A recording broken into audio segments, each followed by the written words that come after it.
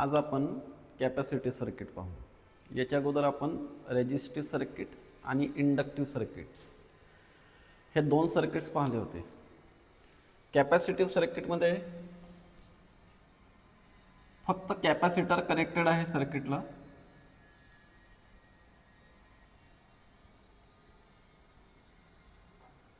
आणि हा alternating source आहे ईएमएफचा, याचा कॅपॅसिटन्स आहे सी।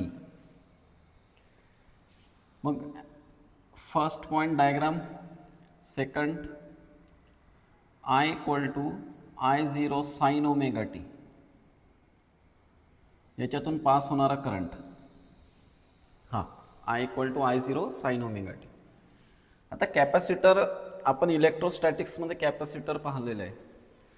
कॅपॅसिटरमध्ये आपण एक फॉर्म्युला यूज केला होता, Q इक्वल टू CV किंवा small q equal to CV, हा फॉर्म्युला। फक्त इथे हा व्ही चेंज करू आपण आणि इथे असं लिहू Q upon C equal to E। This is the EMF, E equal to Q upon C। Now for this Q we can write dq, integration of dq upon C। मग dq साठी असं लिहू, करंटचा formula I equal to dq upon dt, dq equal to काय मिळेल मग I dt, dq equal to I dt, हा dq, मग इथे I dt अपॉन C। आता ऑलरेडी आपल्याजवळ ही व्हॅल्यू आहे, करंटची व्हॅल्यू आहे, therefore integration I0 sine omega t dt upon C। Okay, मग आता हा I0 इंटिग्रेशन साइनच्या बाहेर घेऊ आणि साइनचं इंटिग्रेशन करू। साइनचं integration minus cos, integration of sine is minus cos, therefore I0 upon C, I0 upon C, हा I0 C। साइनचं integration minus cos omega t आणि अपॉन ओमेगा येईल, असं minus omega t upon omega. Integration of sine omega t is minus cos omega t, आणि omega टीचं omega t साठी आपण upon omega लिहितो। Therefore E equal to I0 omega C, आणि हा जो मायनस कॉस ओमेगा टी, बरं पहिले याला मायनस कॉस ओमेगा टी राहू दे, E equal to I0 upon omega C। हा जो कॉस ओमेगा टी आहे, मायनस कॉस ओमेगा टी, याच्यासाठी आपण असं लिहू sine omega t minus pi by 2, आणि हा जो पार्ट आहे हा ॲज युज्युअल जसं आपण आत्तापर्यंत केलेला आहे, याला E0 म्हणू, E0 sine omega t minus pi by 2, हा equation number 2, this is equation number 1, where E0 equal to I0 upon omega C, I0 upon omega C। याला नंतर लास्टमध्ये डिस्कस करू आपण, हे लक्षात ठेवा आता की E0 कशासाठी पुटअप केलेला आहे आपण। फर्स्ट हे दोन्ही इक्वेशन्स पहा, इथे साइन ओमेगा टी आहे आणि इथे sine omega t minus pi by 2 आहे, म्हणजे EMF is lagging behind, lags behind by pi by 2। हे जर आपल्याला ग्राफिकली फेजर डायग्राम मध्ये जर दाखवायचं असेल, फेजर डायग्राम मध्ये असं, फेजर डायग्राम मध्ये आपण हेच दाखवू की EMF लॅग्स बिहाइंड आहे, तर फेजर डायग्राम मध्ये आपण E0 इथे घेतो, E0 ओके, हा ओमेगा टी अँगल असतो, आपल्याला E0 ला फिक्स ठेवायचं, याला मूव नाही करायचंय। मग आपण आपलं कन्क्लुजन असंही म्हणू शकतो ना, मग आपलं कन्क्लुजन हा आहे की करंट लीड करत आहे आणि EMF लॅग्स बिहाइंड आहे। हे बघ, तिन्ही सर्किट्समध्ये रेजिस्टिव्ह सर्किटमध्ये काय पाहिलं होतं आपण? EMF and current are in the same phase. Inductive सर्किटमध्ये EMF लीड्स द करंट आणि कॅपॅसिटिव्ह सर्किटमध्ये करंट लीड्स द EMF किंवा EMF लॅग्स बिहाइंड असंही म्हणू शकतो आपण. EMF lags behind the current. बस हेच दाखवायचं आहे आपल्याला फेजर डायग्राममध्ये. मग फेजर डायग्राममध्ये E0 ला इथे फिक्सच करायचं. मग करंटला इथे दाखवून देऊ ना आपण, कारण हा अँटी क्लॉकवाईज आपण व्हेक्टर रोटेट करतो अशी. करंटला इथे दाखवू I0 आणि हा जो अँगल असेल हा π/2. ओमेगा टी अँगल तर आहेच. This angle is π/2. This is phasor diagram. नंतर पॉइंट आहे आपला ग्राफिकल रिप्रेझेंटेशन. ग्राफिकल रिप्रेझेंटेशन मध्ये again same conclusion we have to show. Same conclusion हेच दाखवायचं आहे ना आपल्याला की करंट लीड करत आहे, EMF लॅग्स बिहाइंड आहे.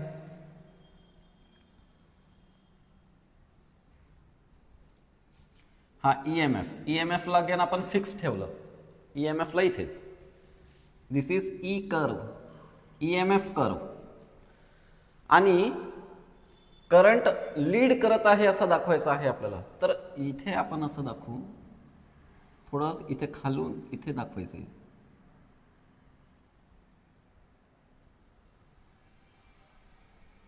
म्हणजे जेव्हा EMF 0 आहे तेव्हा करंट पहा मॅक्सिमम व्हॅल्यू आहे. म्हणजे current is leading, current lead करत आहे इथे. म्हणजे आपला हा कन्क्लुजन इथे पण दिसत आहे, इथे पण दिसत आहे. करेक्ट. ओके. मग याच्यानंतर फिफ्थ पॉइंट मध्ये आपण पॉवर पाहू. इथे पण पॉवर 0 येणार आहे. Power in capacitive circuit, power equal to, हे क्लिअर करून घेतो पहिले. हे 4 पॉइंट्स पहा कॅपॅसिटिव्ह सर्किट्सचे. सर्किट डायग्राम, करंटच्या इक्वेशन पासून आपण EMFचा फॉर्म्युला, EMFचं इक्वेशन तयार केलं. Instantaneous EMF. हा again instantaneous EMF, peak value of EMF है ना. आणि E0 कशासाठी सबस्टिट्यूट केला आपण ते लक्षात ठेवा. I0 अपॉन ओमेगा C साठी त्याचा यूज करू नंतर आपण.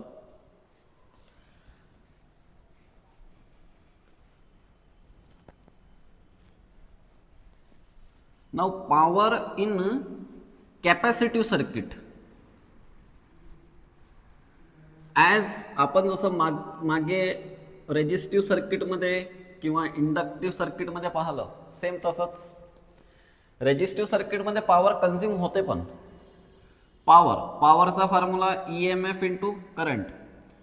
EMF E0 sine omega t minus π/2 आणि I साठी I0 sine omega T. E0 याला पुन्हा मायनस कॉस लिहू, मायनस कॉस ओमेगा टी. आणि हा आहे I0 sine omega t or minus I0 E0 sine omega t into cos omega t. This is instantaneous power. ही instantaneous power आहे. But आपल्याला over a complete cycle average value पाहिजे पॉवरची. Therefore average value आपण अशी लिहू शकतो, average value equal to integration P dt upon integration dt. 0 to t, 0 to t. आता हे तुम्हाला माहित आहे, 0च होणार आहे शेवटी फायनली. ठीक आहे ना. P ची value he I0 E0 sine omega t cos omega t upon integration of dt. इथे मायनस साइन ठेवा की नाही ठेवलं तरी चालतं. चला मायनस साइन पुटअप करा. बट शेवटी काय होणार आहे मी तुम्हाला फर्स्ट व्हिडिओपासून सांगत आहे. साइनची ॲव्हरेज व्हॅल्यू 0, कॉसची ॲव्हरेज व्हॅल्यू 0, साइन स्क्वेअरची average value 1/2. Therefore this can be taken out. Then integration of sine omega t cos omega t upon इथे याचं integration d t 0 to t 0 to t. Average साईनची average value 0 म्हणजे पूर्ण तुम्ही integration जरी केलं, आता इथे आपण एक ॲडजस्टमेंट पण करू शकतो असं की I0 E0 मायनस साईन इथे 2ने डिवाइड केलं आणि integration 2 sine omega t into cos omega t upon integration of d t 0 to t again limits, then I0 E0 अपॉन 2. दिस इज कशाचा फॉर्म्युला आहे हा? साइन 2 ओमेगा टीचा 0 to t अगेन इथे डी टी. याची ॲव्हरेज व्हॅल्यू, हा अँगलच आहे ना, एकच अँगल आहे, साइन थिटाची ॲव्हरेज व्हॅल्यू 0. ॲव्हरेज व्हॅल्यू हे बघा इथे आपण इंटिग्रेशन जर केलं, इंटिग्रेशन म्हणजे साइन थिटा, साइन थिटाला आपण इथे असं लिहू शकतो 1 minus cos 2 omega t upon 2. करून पहा तुम्ही वाटलंस 0 to t इंटिग्रेशनमध्ये डी टी, इथे डी टी येईल डी टी, मग डी टीने याला मल्टिप्लाय करा, वाटल्यास 2 बाहेर घेऊन टाका, कॉस डी टी, मग इंटिग्रेशन साईनचं इंटिग्रेशन मायनस कॉस, कॉसचं इंटिग्रेशन साईन आणि upper limit lower limit put up करा. तर इतकं काही लिहिणं एक्सपेक्टेड नाही आहे इवन बोर्ड एक्झाममध्ये पण. तर डायरेक्ट इथे लिहू शकतो आपण की ब्रॅकेटमध्ये की average value of sine theta is 0. Therefore total average power will become again 0. म्हणजे कॅपॅसिटिव्ह सर्किटमध्ये पण ॲव्हरेज पॉवर 0च आहे, इंडक्टिव्ह सर्किटमध्ये पण ॲव्हरेज पॉवर 0च मिळाली होती, म्हणून इथे पण याला आपण वॅटलेस करंट म्हणतो. Wattless current means no power is consume in this capacitive circuit like inductive circuit. तर दिस इज ॲव्हरेज व्हॅल्यू. मग आता याच्यात सीईटीसाठी तर आपल्याला फक्त कन्क्लुजनच माहीत असणं सफिशियंट आहे ना. हे सर विचारलं तर बोर्ड एक्झाममध्ये विचारतील किंवा याच्यापेक्षा इम्पॉर्टंट आहेत ना दुसरे questions. Okay, this is power consume. Actually power consume झालीच नाही ना सर्किटमध्ये. कॅपॅसिटिव्ह सर्किटमध्ये पॉवर कंझ्युम होत नाही, इंडक्टिव्ह सर्किटमध्ये पण पॉवर कंझ्युम नाही होत. हा रेजिस्टिव्ह सर्किटमध्ये पॉवर कंझ्युम होते. त्याचा फॉर्म्युला ऑब्टेन केला होता आपण P = ERMS into IRMS resistive सर्किटमध्ये.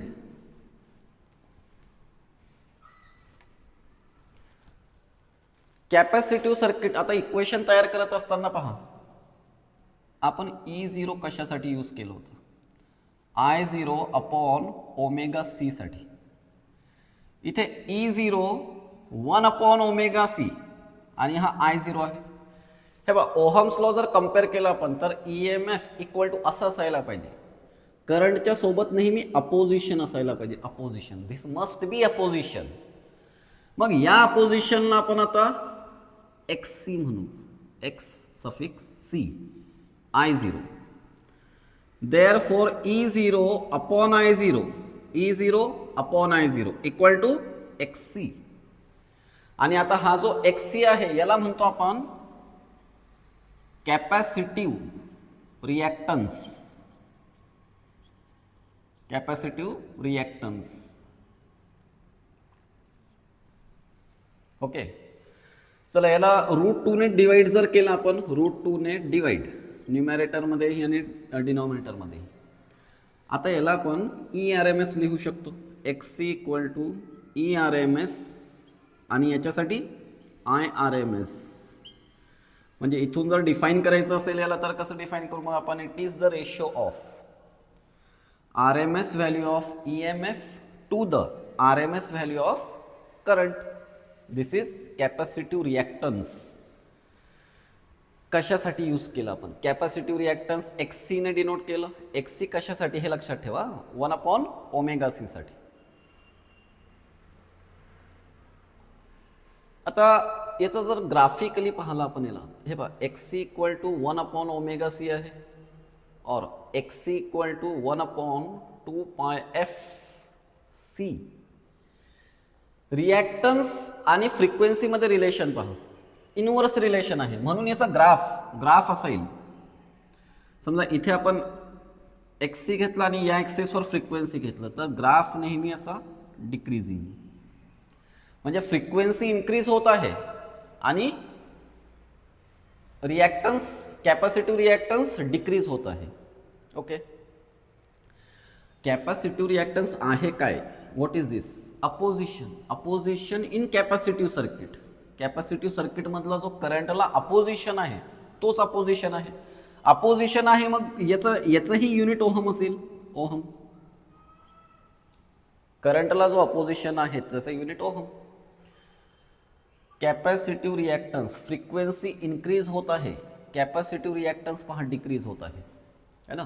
ॲक्च्युली आय थिंक 2023 CET मध्ये विचारलेला क्वेश्चन आहे. पाहू MCQs लास्टमध्ये आपण न्यूमेरिकल्स आणि MCQs पाहू याच्यानंतर. ओके, आता अजून एक गोष्ट ऑब्झर्व करा. फॉर AC अल्टरनेटिंग करंट काहीतरी फ्रिक्वेन्सी असते. फ्रिक्वेन्सीची व्हॅल्यू काहीतरी आहे. समजा आता आपल्या इथे इन इंडिया फ्रिक्वेन्सी 50 हर्ट्ज, म्हणजे प्रत्येक कंट्रीमध्ये थोडीफार व्हॅरी करते ही फ्रिक्वेन्सी. अमेरिकामध्ये 60 हर्ट्ज आहे किंवा व्हॅरी होऊ शकते प्रत्येक कंट्रीमध्ये. आपल्या इथे फ्रिक्वेन्सी 50 हर्ट्ज आहे. इथे 50 हर्ट्ज पुटअप केली आपण, याची काहीतरी फायनाईट व्हॅल्यू येईल, म्हणजे काहीतरी मेझरेबल व्हॅल्यू येईल आपण कॅल्क्युलेशन्स केल्यानंतर AC साठी, AC सोर्ससाठी. बट जर DC सोर्स असेल तर DC सोर्स असतो कसा? त्याचं ग्राफिकली आपण काय असं दाखवतो त्याला, ग्राफिकली स्ट्रेट लाईन. म्हणजे इथे फ्रिक्वेन्सी किती आहे? इथे फ्रिक्वेन्सी आहे 0. फ्रिक्वेन्सी इज 0, म्हणजे इथे 0 येईल. And anything upon 0 is infinity. म्हणजे काय? इन्फिनिटी. म्हणजे DC करंट, DC जर सोर्स असेल किंवा हा डायरेक्ट करंट जर असेल DC, तर याला हा इन्फायनाईट अपोज करेल. Infinite opposition. म्हणजे एक important sentence, capacitor block DC and allow AC. म्हणजे हा DCला ब्लॉक करून देईल ना मग, कारण अपोजिशन. रिॲक्टन्स म्हणजे काय? अपोजिशन. DC करंटची फ्रिक्वेन्सी 0, म्हणजे रिॲक्टन्स इज इन्फायनाईट. इन्फायनाईट आहे म्हणजे DC करंट फ्लो होणारच नाही ना through the capacitor. Therefore it will block DC and allow AC. AC ला अलाउ करेल. तर हा एक इम्पॉर्टंट पॉइंट, कॅपॅसिटिव्ह रिॲक्टन्स. आता रिॲक्टन्स दोन ठिकाणी वर्ड यूज झालात पहा, inductive reactance and capacitive reactance. दोन्ही सर्किट्समध्ये पाहला आपण, हे दोन्ही सर्किटमध्ये करंट पॉवर कन्झ्युम नाही झाली. पॉवर कन्झम्पशन इज 0, म्हणजे ॲव्हरेज पॉवर 0 असते दोन्ही सर्किटमध्ये. मग या दोन्ही सर्किटच्या अपोजिशनला आपण रिॲक्टन्स वर्ड यूज केले. समजा आपल्याला असा डिफरन्स सांगायचा असेल की रेजिस्टन्स आणि रिॲक्टन्समध्ये काय डिफरन्स आहे. रिॲक्टन्सेस लिहू त्याला आपण. आता याच्यात दोन्ही पण आले, इंडक्टिव्ह रिॲक्टन्स आणि कॅपॅसिटिव्ह रिॲक्टन्स. सर्वात पहिला पॉइंट, फर्स्ट पॉइंट, रेजिस्टन्समध्ये हीट प्रोड्यूस होते. याच्यात हीट प्रोड्यूस होते, इथे हीट प्रोड्यूस होत नाही. हीट नाही प्रोड्यूस होत. तो तुम्ही इंडक्टिव्ह सर्किट घ्या की रिॲक्टिव्ह सर्किट घ्या, हीट नाही प्रोड्यूस होणार. दुसरा, resistance does not depend on frequency.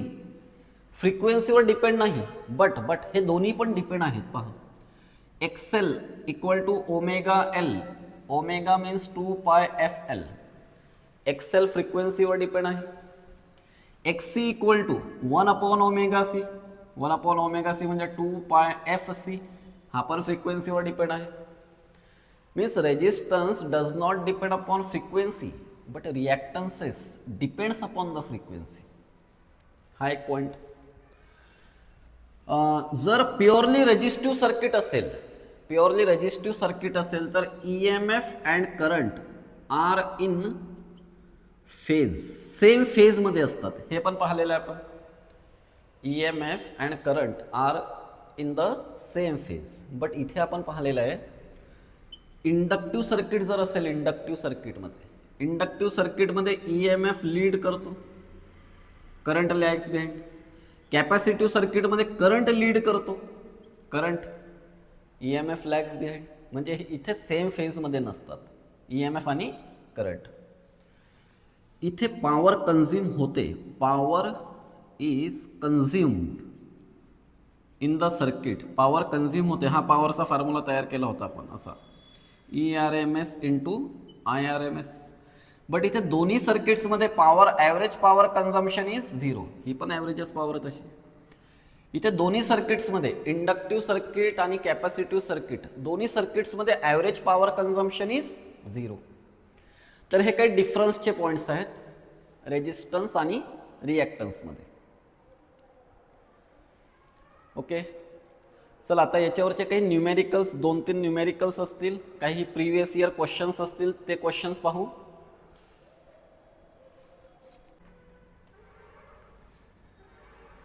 C ची व्हॅल्यू गिवन आहे, capacity C. Capacitor is connected 2 microfarad. A capacitor of 2 microfarad is connected to an AC source of EMF. हा equation आहे आपला EMFचा. Write equation for instantaneous current through the circuit and give reading of AC emitter. पुन्हा AC emitter आहे. आता पाहिजे AC emitter कोणती value major करत असतो हे लक्षात ठेवा नेहमी. It measures RMS value. म्हणजे आपल्याला फर्स्ट RMS व्हॅल्यू म्हणजे सेकंड पार्टमध्ये RMS व्हॅल्यू विचारलेली आहे करंटची. एमिटर आहे मग करंटच मेजर करेल ना, IRMS. मग IRMS साठी IRMS इक्वल टू I0/√2 असं सॉल्व करू. मग त्याच्यासाठी आपल्याला I0 ची व्हॅल्यू पाहिजे. मग पहिले I0 ची व्हॅल्यू तयार करू. I0 ला आपण असं लिहू शकतो, current equal to EMF upon opposition. E equal to opposition into current, EMF upon opposition, I equal to. आता हा कॅपॅसिटिव्ह सर्किट आहे म्हणून आपण अपोजिशन कोणता घेतलेला आहे इथे, XC. कॅपॅसिटिव्ह रिॲक्टन्स E0 याला लिहू 1/ωc. हा ωc वर जाईल न्यूमरेटरमध्ये म्हणजे E0ωc. या व्हॅल्यूज आहेत. E0 ची व्हॅल्यू किती आहे पहा, 250. ओमेगाची व्हॅल्यू आहे 100 पाय आणि C ची व्हॅल्यू आहे 2 मायक्रोफॅरड म्हणजे -6. देन आता 1 2 3 3 0 आणि याच्यातले 3 कॅन्सल करू आपण. म्हणजे इथे राहतील 10⁻³ पाय आणि हे 25 × 2 50. ओके, चला अजून एक 0 कॅन्सल करू. 5 × पायची व्हॅल्यू 3.142. हा 0 आणि याच्यातला एक 0 कॅन्सल करू म्हणजे इथे 10⁻² मिळतील. आणि 5 ने सिंपल मल्टिप्लाय करू. 5 ने मल्टिप्लाय केल्यानंतर 5 × 2 = 10, 1 20 21 2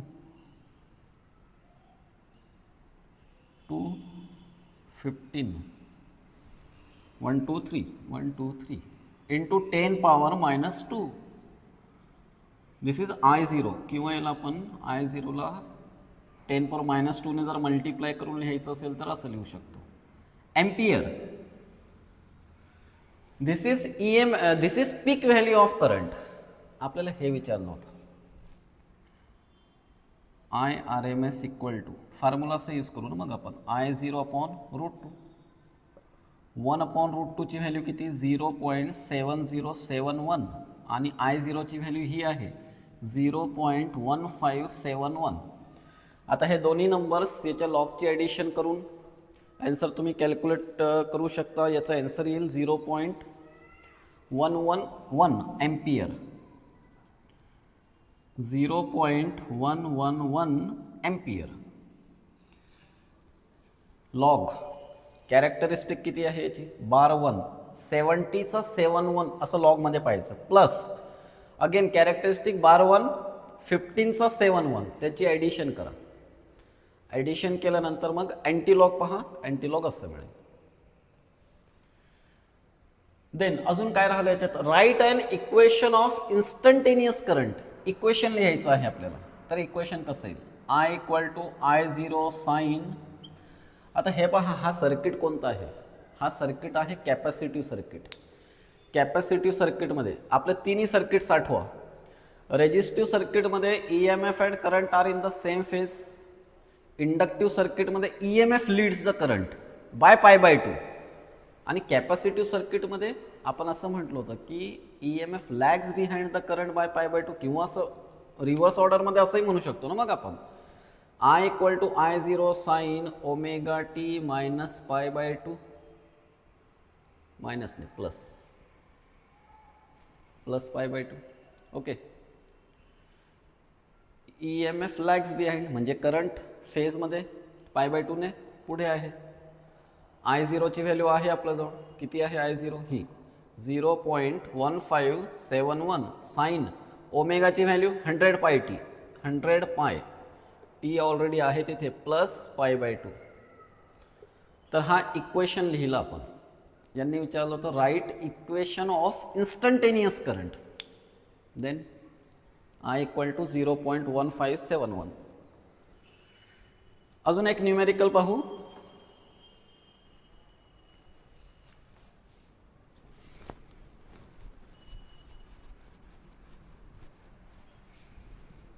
चला second numerical. A 15 microfarad capacitor C, this is C capacity. C ची value 15 microfarad is connected to 220 volt 50 hertz supply. मी नेहमी सांगितलेलं तुम्हाला, ही RMS व्हॅल्यू असते आणि ही तर फ्रिक्वेन्सी आहेच. Find the capacitive reactance. Okay. आणि करंट दोन्ही पण RMS आणि पीक व्हॅल्यू. ठीक आहे. अच्छा, पहिले कॅपॅसिटिव्ह रिॲक्टन्स कॅल्क्युलेट करू. Capacitive reactance XC equal to 1/ωc or 1/2πfc 1/2 पाय 3.142. फ्रिक्वेन्सी किती आहे 50 हर्ट्ज आणि कॅपॅसिटी आहे 15 मायक्रोफॅरेड. Micro -6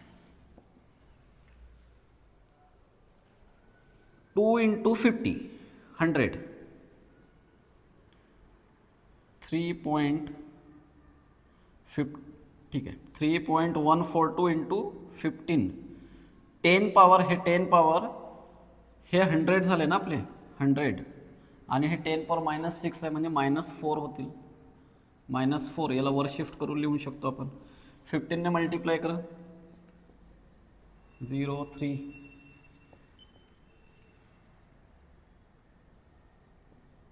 then 6 2 47. ओके.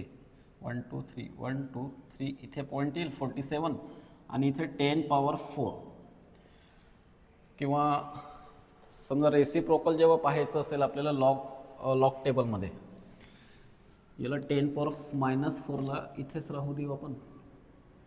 8 10 याला द्या म्हणजे असं मिळेल 1/4.7130 10 पॉवर -3. याला वर शिफ्ट करा आणि याचा रेसिप्रोकल पाहिजे 1/4. रेसिप्रोकल लॉग टेबलमध्ये कसं पाहायचं, रेसिप्रोकल ऑफ 4 फिगर नंबर आहेत ना त्याच्यात, तिथे 4.7चा 1 आणि 3 असं पहा. इथे आन्सर येईल तुमचं 0 पॉईंटमध्ये रेसिप्रोकल येणार आहे 10 पॉवर 3. म्हणजे इथे XC ची व्हॅल्यू मिळेल इथे 200 नियरली 212 ओहम. एखादा पॉईंट नंतर एखादा डिजिट मागे पुढे होऊ शकतो. लॉगमध्ये चेक करून घ्या तुम्ही. इथे पॉसिबल होत नाही लॉग टेबलमध्ये तुम्हाला दाखवणं. ओके. चला, हे झालं capacitive reactance. Then current RMS and peak current. पहिले पीक करंट कॅल्क्युलेट करू, मॅक्सिमम व्हॅल्यू ऑफ करंट. तर याला आपण असं लिहू शकतो ना E0/XC current equal to E M F upon opposition. E M F E0ची व्हॅल्यू आहे आपल्याजवळ कुठे 220 आणि XCची व्हॅल्यू 212 म्हणजे नियरली 1 पॉईंट समथिंग येईल आन्सर. याचा लॉग पहा मायनस याचा लॉग पहा अँटी लॉग. देअरफॉर मी आन्सर लिहून देते सध्या इथे 1.04 हां 1च्या जवळपास 1.04 ampere. This is I0. RMS value IRMS equal to 1 I0 upon √2. 1/√2 ची व्हॅल्यू 0.7071 आणि I0 ची व्हॅल्यू ही 1.04. 1.04 याचा लॉग प्लस याचा प्लस याचा लॉग आणि अँटी लॉग पाहायचं. RMS करंट येईल तुमचं 1.47 एम्पियर. 1.47 एम्पियर. अजून एक छोटासा MCQ टाइप पार्ट विचारलेला आहे त्यांनी. What will happen to the capacitive reactance and current if the frequency is doubled. Frequency double केली इथे पहा रिलेशन. इथे हा रिलेशन पहा. जर फ्रिक्वेन्सी डबल केली तर कॅपॅसिटिव्ह रिॲक्टन्स बिकम्स हाफ म्हणजे हाफ होऊन जाईल. XCची व्हॅल्यू अर्धी झाली हाफ. मग current XC will become half and current will be doubled. अरे हा अपोजिशन आहे ना. अपोजिशन आहे म्हणजे अपोजिशन जर हाफ होत असेल तर करंट तर डबल होईल. ओके चला हे 2 न्यूमेरिकल्स होते या टॉपिकवर. कॅपॅसिटिव्ह सर्किट्सवर 2 न्यूमेरिकल्स आहेत. टेक्स्टबुकमध्ये गिवन एक सॉल्व्ड आहे एक अनसॉल्व्ड आहे. एक्सरसाइजमध्ये दिलेलं आहे. 2-3 MCQs आहेत प्रिव्हियस इयरमध्ये. मीन्स हे रिसेंट MCQs आहेत CET मध्ये विचारलेले.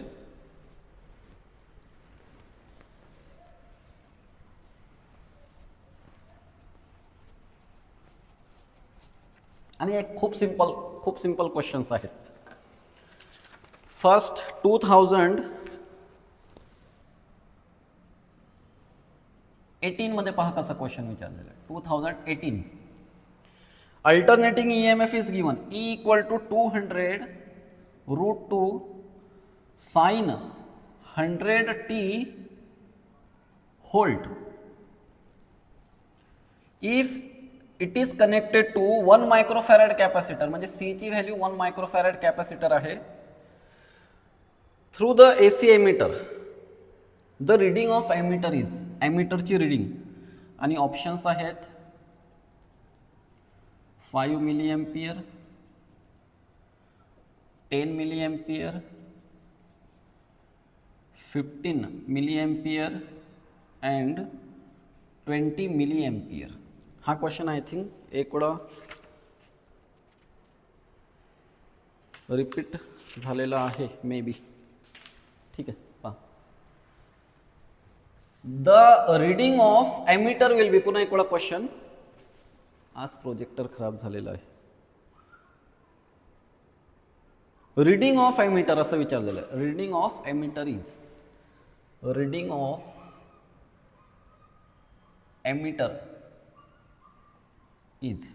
एमिटर कशाची रीडिंग देत असतो आपल्याला. करंट. कोणता करंट असतो तो RMS करंट असतो. Okay therefore IRMS equal to ohm's law use करू. ERMS divided by opposition. Opposition आहे XC कारण कॅपॅसिटिव्ह रिॲक्टन्स आहे. कॅपॅसिटिव्ह सर्किट आहे. ERMS ला आपण असंही लिहू शकतो ना. E0 अपॉन √2. XC ला 1 अपॉन ओमेगा C लिहू. फर्स्ट याला असं इथे ERMS याला लिहू 1 upon omega C. Then ERMS into omega C or ERMS. हाँ ओमेगा डायरेक्ट गिवन आहे. ओमेगाची व्हॅल्यू डायरेक्टली आहे गिवन ही 100. ERMS किती आहे नाही माहीत. याला मग असं लिहू E0 अपॉन √2 ओमेगा C. E0 ही आहे व्हॅल्यू 200√2. ओके ओमेगाची व्हॅल्यू ओमेगा ही व्हॅल्यू 200√2 आहे. हा √2. ओमेगाची व्हॅल्यू आहे 100 आणि सीची व्हॅल्यू कॅपॅसिटर 1 मायक्रोफॅरेड 1 मायक्रो. √2 1 2 3 4 म्हणजे 2 × 10⁻⁻4 एम्पियर किंवा 0.2 10⁻³ एम्पियर. आता इथे असे ऑप्शन्स तर नाही दिसत आहे, सगळे मिली एम्पियर मध्ये दिसत आहे. मिली एम्पियर मध्ये लिहिण्यासाठी पॉवर 1 2 3 4 ओ सॉरी इथे पॉवर -2 पाहिजे. हे 1 2 3 4 आणि याच्यातले 4 याला आपण असं लिहू शकतो. मग 20 × 10⁻³ मिनिंग चेंज झालेला नाही आहे इथे. हा 0 आणि हा 1 याच्यातला 0 10चा पॉवर कॅन्सल करू शकतो आपण. Therefore 20 milliampere 20 milliampere. Then next question आहे सिंपल एकदम ग्राफिकल क्वेश्चन आहे. ग्राफ आयडेंटिफाय करायचा आहे तुम्हाला.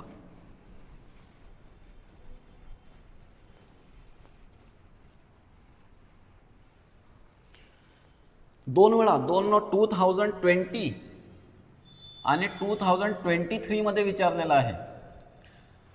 क्वेश्चन असा आहे व्हेन कॅपॅसिटिव्ह सर्किटमध्ये ग्राफ आयडेंटिफाय करा. फ्रिक्वेन्सी XC हा ए ऑप्शन. बी ऑप्शन असा आहे XC. सी ऑप्शन मध्ये असं दिलेलं आहे XC and frequency and D option is this XCF. Simple, very simple. Graph आजच्या लेक्चरमध्येच पाहिला आपण. And the last question is again 2023 मधला क्वेश्चन आहे.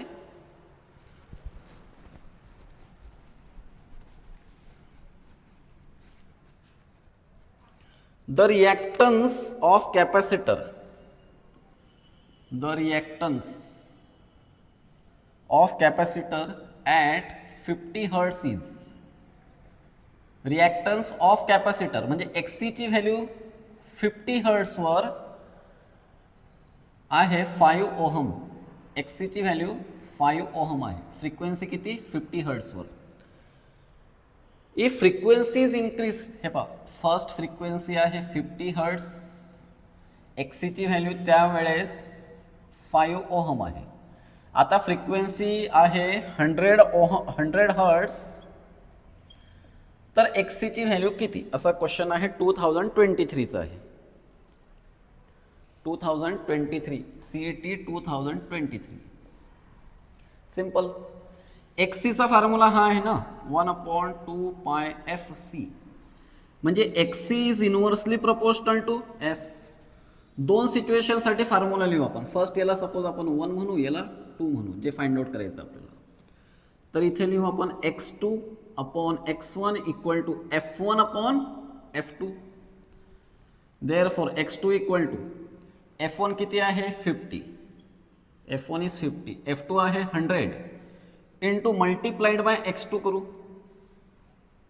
सॉरी इथे x1 पाहिजे ना, inverse relation. Multiplied by x1 ची व्हॅल्यू 5. 50 2 जा 100 आणि 5/2 म्हणजे किती 2.5 ओहम आन्सर. 2.5 ओहम. ओके.